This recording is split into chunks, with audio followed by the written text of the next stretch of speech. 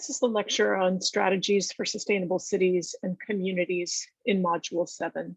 We're going to be talking about these strategies and looking at exemplary communities and projects that support these strategies. This is the Zidell Yards Master Plan in Portland, Oregon. It's shown in this diagram in pink and the way that it connects into the greater city of Portland. Before we jump into the strategies, I want to talk a little bit about the Project for Public Spaces and their diagram on what makes a great place. So there are 4 aspects of great places: sociability, access and linkages, comfort and image, and uses and activities. So let's start with uses and activities. They say that a great place should be fun, active, special, sustainable, real. The image should be safe, clean, green, walkable, sittable, attractive, etc. Access and linkages should make sure that it's connected to a larger place, that there is continuous access throughout the place. It's readable. In other words, you can find your way around. It's walkable and convenient. And then sociability has to do with how people feel about the place. Does it feel neighborly? Does it feel friendly? Is it interactive? Do people interact and cooperate and engage with each other? Is it welcoming? Is it diverse? So these are all aspects of great places. The Project for Public Spaces also has a concept for placemaking called the Power of 10. And this is saying that within a city and region, there should be 10 major destinations. And within each destination, there should be 10 places within each destination, places for people. And then within each place, there should be 10 things to do. And these might be layered to create synergy. So for instance, there might be a cafe located next to a playground. So a parent can sit and drink a cup of coffee while their kid plays in the playground, etc. So I think this is a really interesting concept that the Project for Public Spaces has come up with, and it would be interesting to test this on some places that you know. So they also claim that there are benefits to great places, that great places promote a sense of comfort. They nurture and define a sense of community. They promote health, whether it's physical activity or social inclusion or environmental health. They promote social interaction. They build and support the local economy. So there might be small scale entrepreneurial venues. They usually have higher real estate values, perhaps greater tax revenue, et cetera. And they create improved accessibility. So they might be more walkable or safe or compatible with public transport.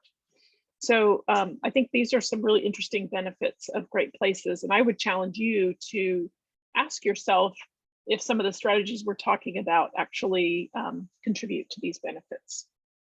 So the first strategy that I want to talk about is a concept called complete streets. And this is the idea that streets are meant to be shared among cars, pedestrians, bicycles, public transit.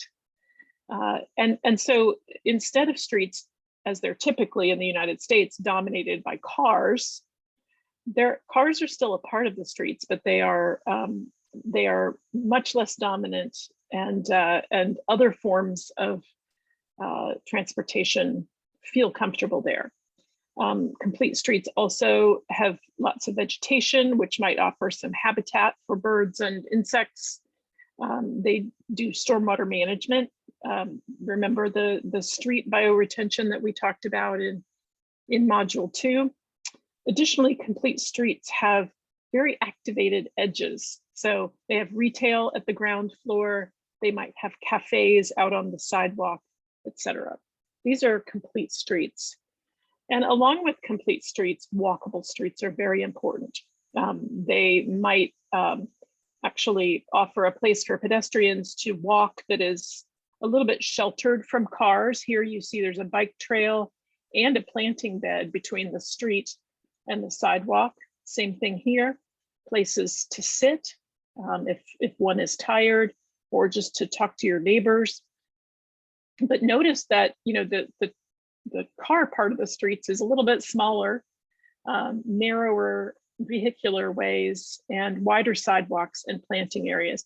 In this image, this is actually a residential neighborhood, but once again, it feels walkable because the houses are not so far back from the street. One can walk down the sidewalk and chat with people on their front porches, etc. Slow traffic is a key aspect of walkable streets also. So this is an illustration of walkable streets within the Ananas new community in the Philippines. This is planned by the landscape architecture and planning firm of Sasaki Associates. You can see some of these ideas of complete streets are here. So wide sidewalks, separation of sidewalk from street with a planting area, bicycles allowed to be on the streets because the speed of the cars is very slow. Parking on the streets, you can see here it's grass paving parking, so that allows for stormwater to infiltrate. And then the front porches of these houses are very close to the streets, which of course promotes street life and a feeling of community. District centers are another important aspect of successful, sustainable cities and communities. These two district centers that you see here are both located in the area. North Hills Mall in Raleigh is a district center, and the Fenton development, which is a new planned development near Carytown Center, will be a district center. Some key qualities of district centers are that they're mixed use. In other words, they're not just all commercial. They might be commercial with offices above or commercial with residential above. Residential is located nearby, so people can walk to the district center. There's street life. Streets are activated with retail on the ground floor. And there are sidewalk cafes, people walking. Sidewalks are comfortable to walk on, and cars do not dominate, but they are still accessible in the district center. Residential density is another key aspect of sustainable communities. The image on the lower left shows a typical subdivision where you have big sprawling houses that are on half-acre lots or even acre lots. Most of the property is private. There are not very many public spaces here except for the very wide street. And this one does have sidewalks, but very often these communities don't have sidewalks. And this, if everybody were to live on one unit, one house per acre, we would have no land left. But the very few, the very lucky do get to live this way. But there's a school of thought that perhaps a more dense community like this one, this is the Westwood neighborhood in Denver, Colorado, that has some attached houses and some detached houses, but yet closer together, very walkable sidewalks, narrow streets, planting and stormwater management right near the streets. Some people feel like this is a better way to live. It makes for a stronger community. The houses are no less large, but they might be a little bit more close together. So a residential density is a good thing, and also a variety of densities. So maybe we have 6 units per acre, we have 18 when we have attached houses. And then near the district center, we have a higher density of residential. Connected street networks also make for better neighborhoods and communities. Imagine here we have connected streets as opposed to here where we have disconnected streets, where we have cul-de-sacs. And if you live here and your friend lives here, you have to go all the way down out to this busy street, all the way up and over. So this is not ideal because, number one, there are collector streets, which are the big wide streets that have a lot of traffic on them. In a connected street network, you don't need such big streets because all streets are connected. So there isn't one street that collects hundreds, if not thousands of cars. There's still a street hierarchy, but certainly you can drive within the neighborhood without going onto a busy street. And anybody who's walking can walk more easily around the neighborhood. So connected street networks are a good thing. Smaller streets are a good thing. Here is a car-oriented street, 3 lanes of traffic, 2 lanes of parking. In a even slightly smaller right-of-way, you have a multimodal street. In other words, a street that has parking, that has bike lanes, that has driving, that has public transportation, and even some outdoor cafes and vegetation. So smaller streets are a good thing. Traffic has to drive a little bit slower. Here's a smaller street in a residential neighborhood, same idea. You can have some parking on the street, but really you just have 2 lanes, 1 lane each way of cars, and a lot of vegetation to deal with stormwater management. And then in a really slow moving neighborhood, you might have a shared street where kids can play in the street, bicycles can ride, people can walk, but cars can still drive through to get to a garage, but it's not a main through street by any means. Street orientation is also key. Back in the development in the Philippines that we've looked at a couple times, the streets were actually oriented to maximize the cooling winds. Very hot, humid climate in the Philippines, but the streets were sited in such a way that they did capture the prevailing winds that would blow down the street and into the houses. In this community in New Orleans, River Garden Apartments, the houses were built in such a way that they maximized orientation for solar panels. And so the solar panels were on either the front roof or the back roof, depending on which side of the street the house was on, but they maximized orientation to maximize solar gain. Transit-oriented developments are developments that center around a transit stop. And in this image here, you can see a transit stop, which just is a light rail transit at grade, but the buildings are 3 or 4 stories around the transit stop. Usually development is more dense around a transit stop with commercial or offices. And then moving out from the transit stop is residential. And the thinking with some community designers is that that the radius around a transit stop of 2,000 feet is the right distance for people to live away from a transit stop. So some communities are designed around transit stops where you have a transit stop every mile or so, and a community that is developed around that transit stop. So the components of a transit-oriented development are density, in other words, more dense development, retail, oftentimes multifamily housing right next to the transit stop, and then of course walkability, because people will walk from their houses to the transit stop. Parks and open space, that's kind of a no-brainer. We know that this is key, but one of the issues of equity that cities often have is that some of the underserved neighborhoods are literally underserved without parks or access to green spaces. So the thinking is that one should not have more than a 5-minute walk to some kind of small green space or a 15-minute walk to a larger park. And if our cities were designed in this way, with everyone having access to green space, everyone having access to larger parks, our cities would be much more walkable, and the people living in the cities, of course, would be much healthier. After all that you've heard about biophilic design and biophilia in this course, you know that access to green space is key for health.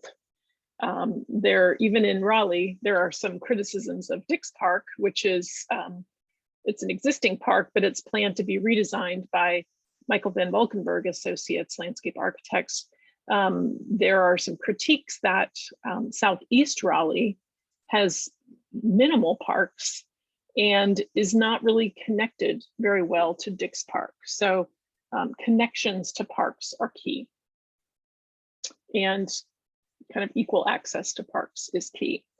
So here's some examples of just open spaces that are related to residential spaces. So the image on the left is the Greenwood Avenue cottages in Seattle, Washington. These are relatively small cottages that are grouped around a green space. This isn't a big park, but it is access to green space that, you know, kids can just go outside and play in this shared green space rather than everybody having their own yard. This one focuses the houses around the green space, and it's a shared yard. On the right is a condominium complex in Toronto, Canada, and another green space outside the condominium that is accessible. So not only do people in these condos get to use the green space, but they also have kind of visual access to the green space from their units. And that's also important, as you heard in the buildings module. So urban habitat is very important to the success of cities and communities. And anytime a new community is inserted or designed into a city, it's important to work with the existing ecology. So the Ananas new community in the Philippines did this. It had two major ecological corridors, which were along rivers.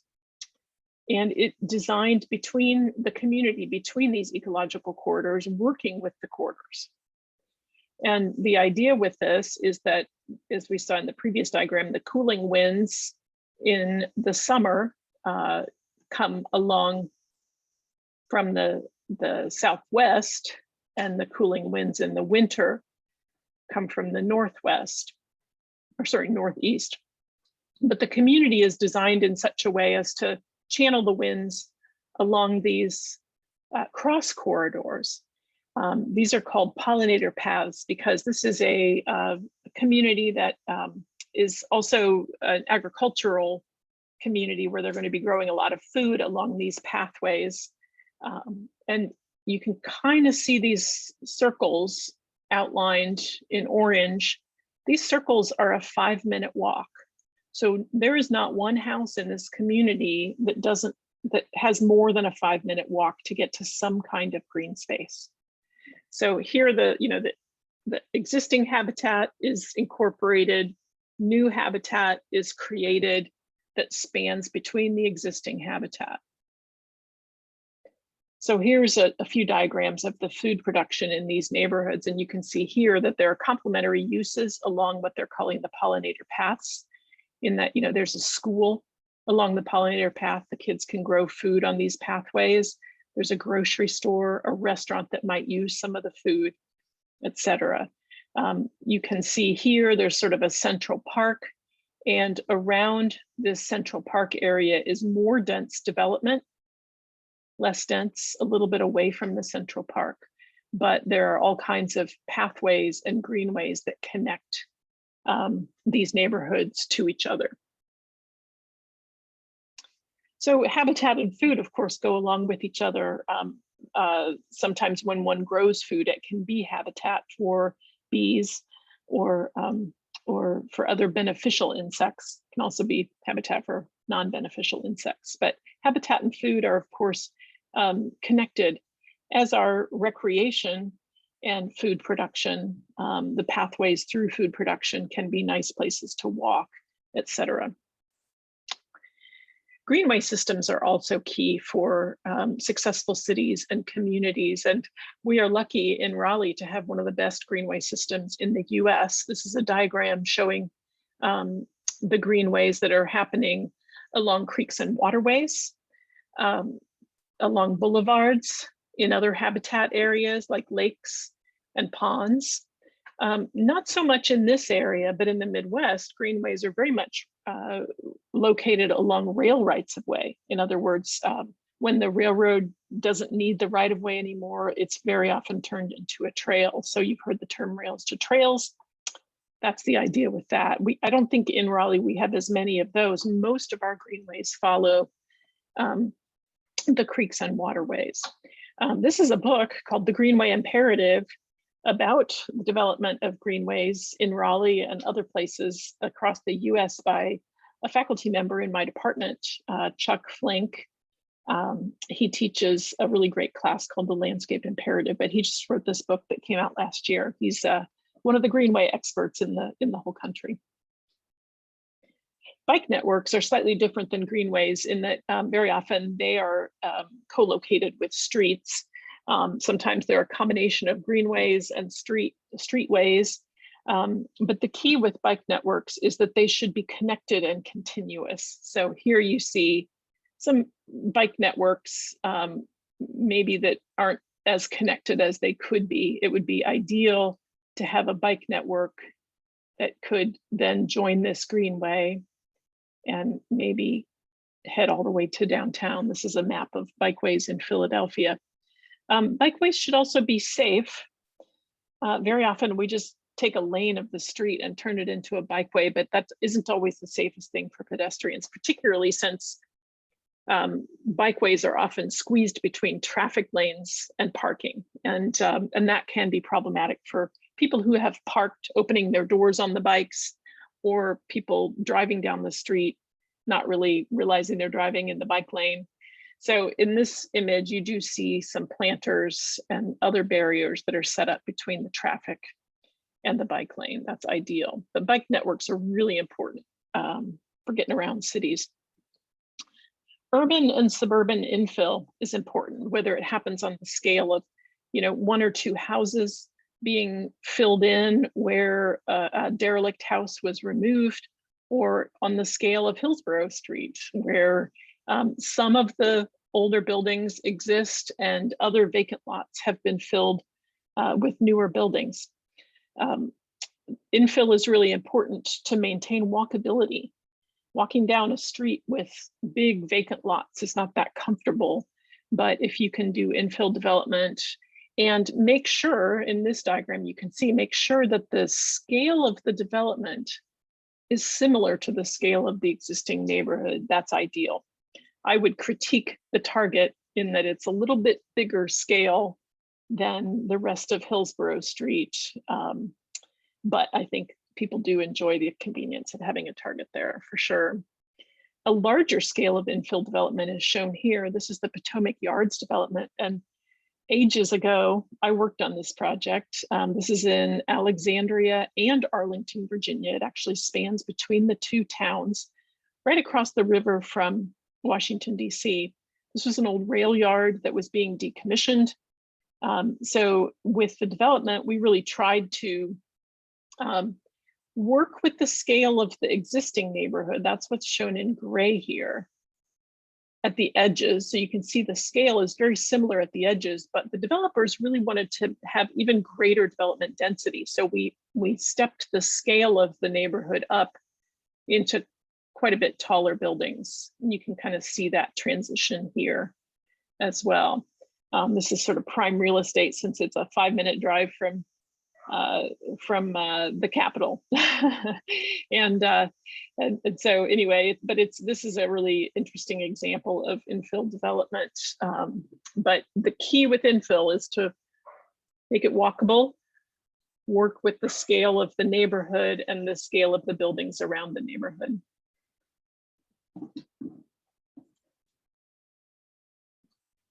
Like infill development, urban retrofits are very important too, because very often you might have abandoned warehouses in cities. And if those warehouses are not redeveloped into uses that are more commercially viable now, they stand there as eyesores. The image on the right is the old Coca-Cola bottling plant in Indianapolis. That was a beautiful old terracotta building, really great building bones, but of course Coca-Cola didn't need to use it as a bottling plant anymore, and they had abandoned it. Developers turned it into a development called Bottle Works, inserted some mixed-use development, some galleries, a hotel, several restaurants, a food court, an entertainment center. And I actually just went there a couple of weeks ago, and it's a lovely, great development with a lot of life on the street now. The image on the left is in Seattle, and it has taken an old warehouse. And because there needed to be more density in this development, they actually left the 2-story facade on the street level and then stepped back with a higher density of buildings. And that kind of kept the street feeling comfortable and walkable, but did maximize the development density in order to meet the bottom line of the development. So I'm going to conclude by just showing you a couple of projects that I think are significant.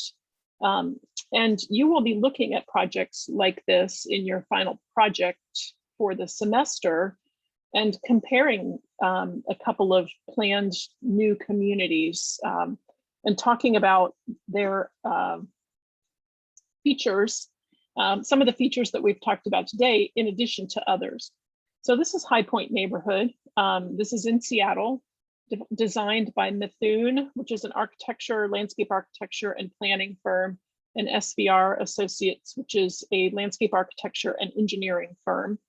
The focus of this community is that it was infill. So you can see gray here. This is the existing neighborhood.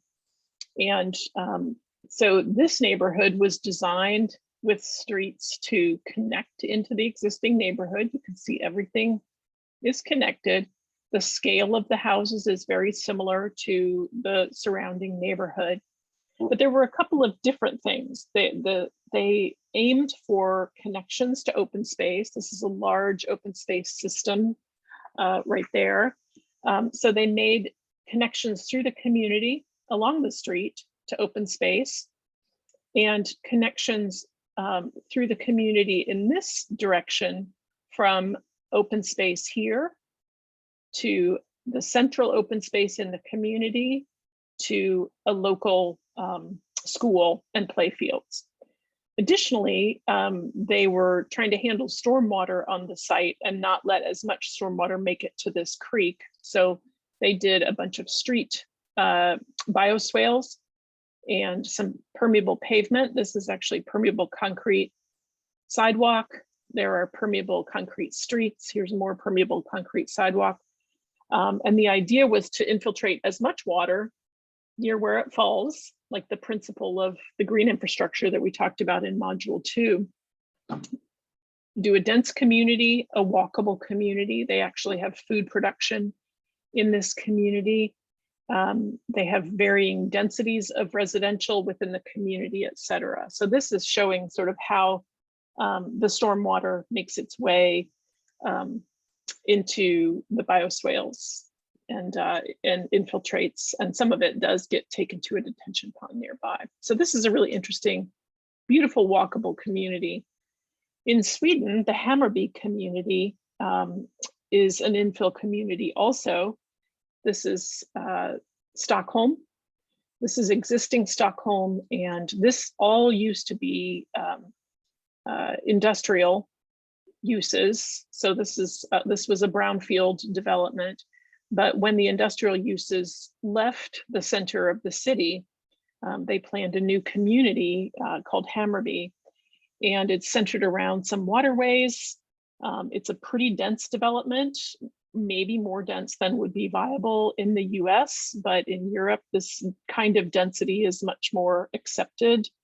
But notice that there's a lot of green space here, which is a little bit unusual for European cities, but it's recognized as very important. So a lot of these residential units have balconies that overlook the green spaces. The other thing that I think is really unique about this community is that it's similar to the idea of industrial ecology that we talked about in module 5, in that waste from the residences, organic waste, gets collected and composted and sent to some of the ecosystems around it, around the community. The wastewater from the community gets treated, and biosolids from the wastewater treatment plant then get taken to some of the open spaces. The biogas gets collected and used to fuel transportation in the area. It also fuels some heating for the houses. Let's see, let me see some other things. So there's recycling that happens in the community, which gets recycled into new packaging for new things that come to the community. There's just so many different things within this community that are sustainable systems, where waste from one system is food for another system in the community. So I think this is a really great community to end on, because as far as I know, it's one of the most sustainable communities that's out there. It's a relatively new community. So I hope this has given you a good idea about some sustainable cities and communities, and some of the strategies that can support those. Thank you.